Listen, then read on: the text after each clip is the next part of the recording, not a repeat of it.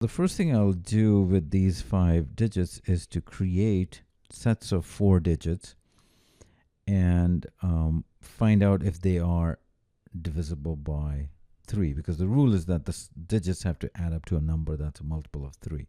So for example, I could have 2, 3, 4, 6.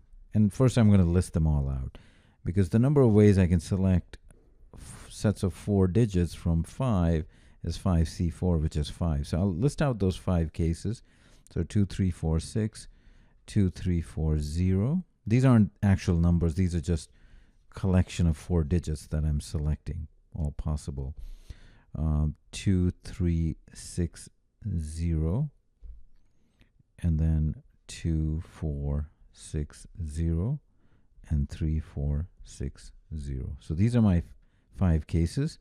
And so I'll check, do the digits add up to something that is divisible by 3? So here it's 5, 9, 15. So that set would be acceptable, meaning any number you form with these 4 digits will be divisible by 3. Next, then I'll have to see whether it is even or not, because when 3 goes in the units digit, it will not be even and therefore not divisible by 6. But I'll get to that later. First, I'm kind of eliminating which ones are not divisible by 3 for sure. So here 5 plus 4, 9, that one also works. This is going to be 11, so those examples can be ruled out. 12, so that one also works.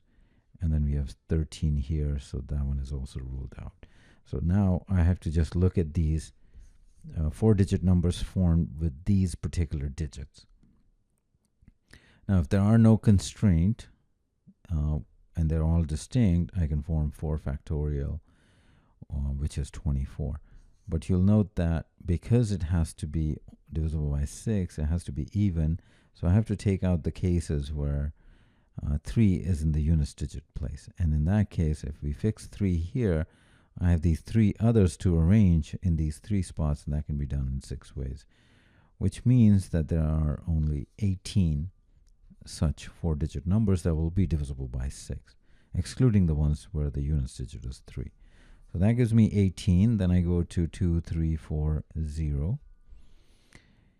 And here, again, if I were to remove any constraint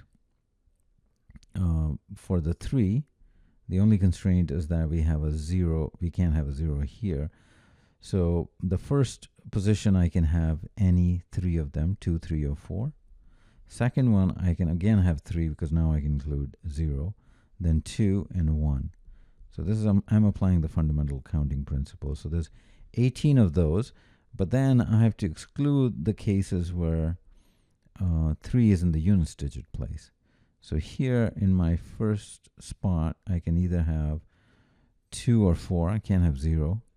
Next, I can have 2 and then 1. So I can have 4 such numbers which have a units digit of 3. So then I have to subtract that from 18. So there are actually 14 such numbers that you can form with these 4 digits that are divisible by 6.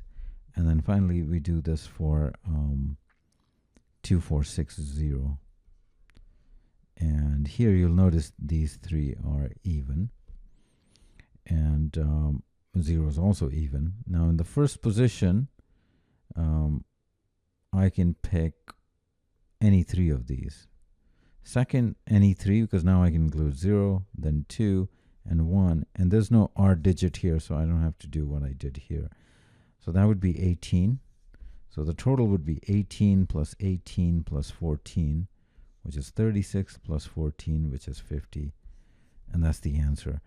Now, this is how I went about it. Maybe there's a faster way, at least I don't know. Because of these specific constraints here, you have to kind of come up with a method where you can sort of divide these into cases that you can deal with. But certainly, if I see this question in the exam, I'll probably just leave it to the very end, or perhaps even skip, considering that you have so little time for the entire set of questions. So to summarize, the answer is 50.